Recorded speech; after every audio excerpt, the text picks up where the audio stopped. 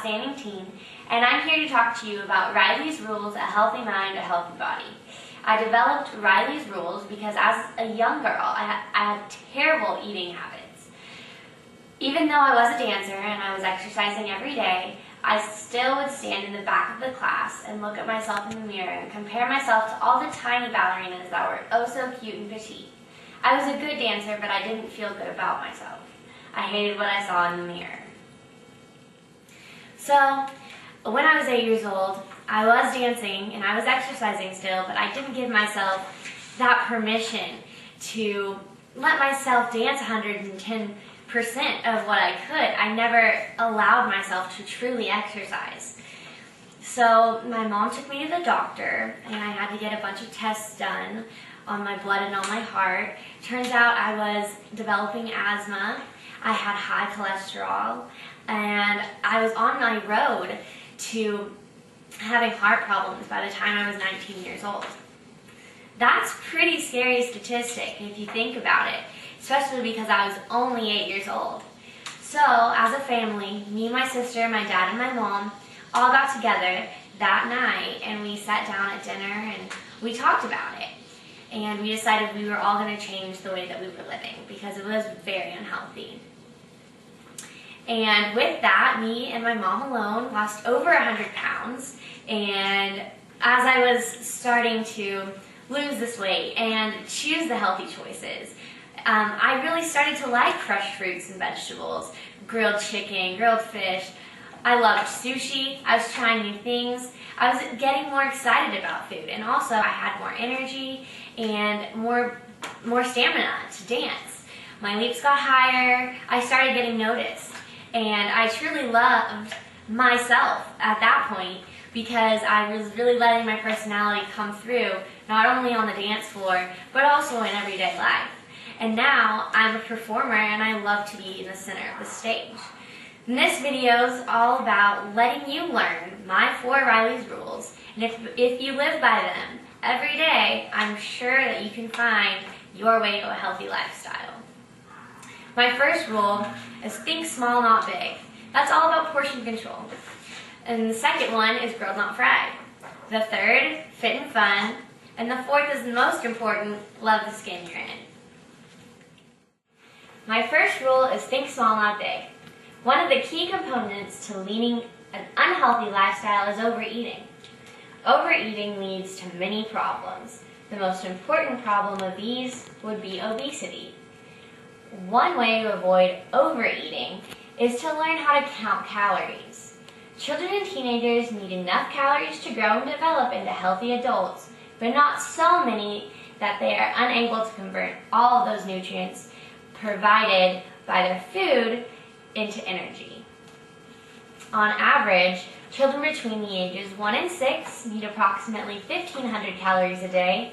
Children between the ages of 7 to 14 require about 1,800 to 2,200 calories a day.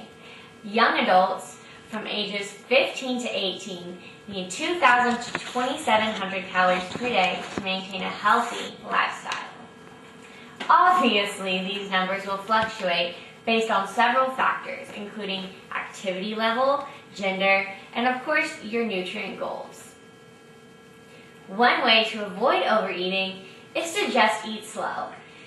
Oftentimes, we inhale our meals, and afterwards, we are left feeling stuffed.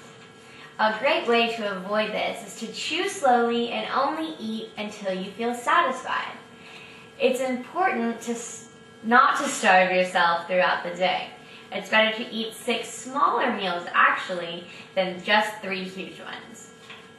My plate is an example of how to make sure you're eating right and getting the right amount of food and getting all the nutrients you need. My plate encourages people to 1, balance their calories and find out how many calories you need for a day is the first step in managing your weight. Being physically active can also help balance your calories. 2, enjoy your food, but eat less. Take time to fully enjoy your food as you eat it. Eating too fast or when your attention is elsewhere may lead to eating too many calories.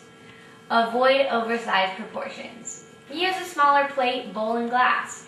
Proportion out your foods before you eat. And if you're eating out, choose a smaller size option. Share a dish or take the rest of your meal home. Here's an ideal plate. Rule 2 is grill, not fry. This rule is all about making healthy choices when you're deciding on what foods you're going to put into your body. Our bodies are like cars. In order to drive a car, you have to put gas in it. Well, our bodies are no different.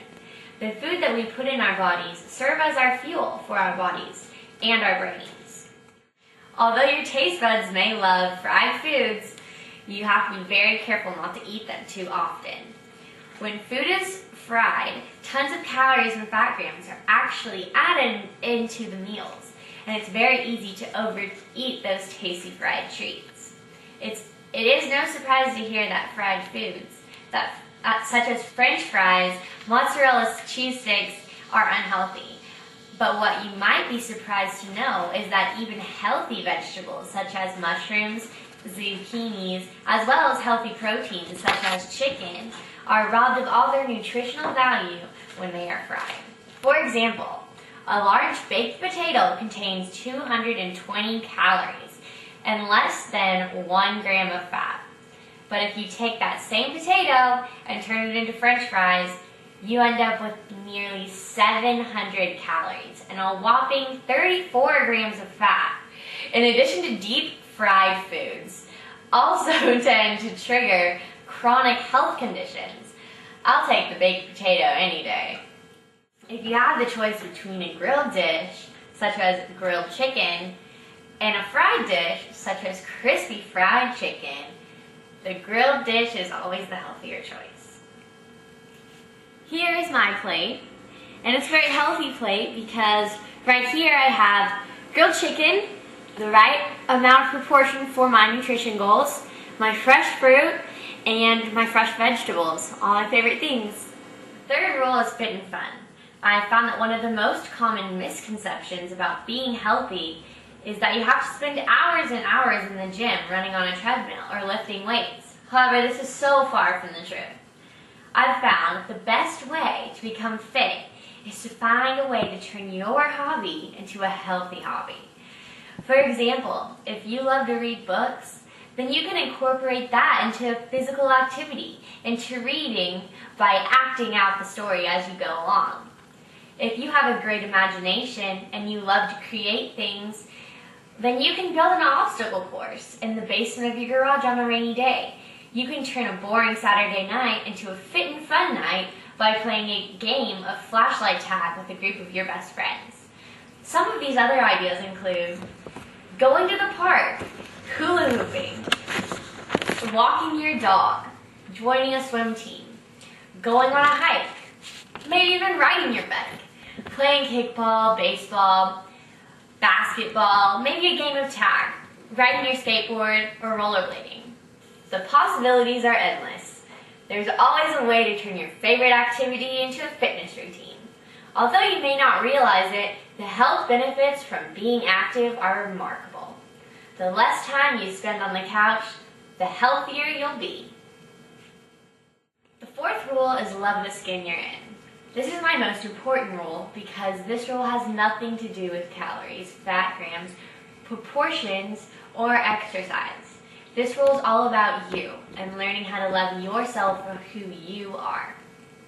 This rule is the most important rule because in order to make healthy choices which lead to a healthy body, you must first have a healthy mind. As an overweight child, I struggled with health issues, but more importantly, I struggled with self-esteem issues. When I was that young girl in the back of the classroom looking in that mirror, the one thing that really kept me going is that I found something I truly loved about myself. And back then it was my eyes. No matter how bad of a day I was having, I always knew that I loved my green eyes. So I encourage you to go look in that mirror, go dig deep inside yourself, and find that one thing that you truly love, and cherish that, and hold it so tight, and never let it go.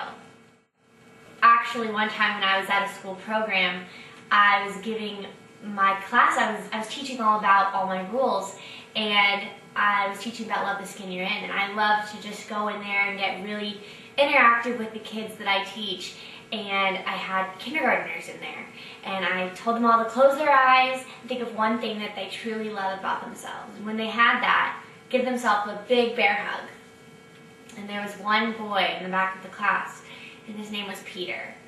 And everyone is getting so excited. They're hugging themselves and smiling. And you just see this poor boy in the back who is a little bit chubby. He's kind of where I was when I was his age. And he was so defeated. And he never gave himself that hug. So I encourage you to allow yourself to embrace yourself. And really, really just love the skin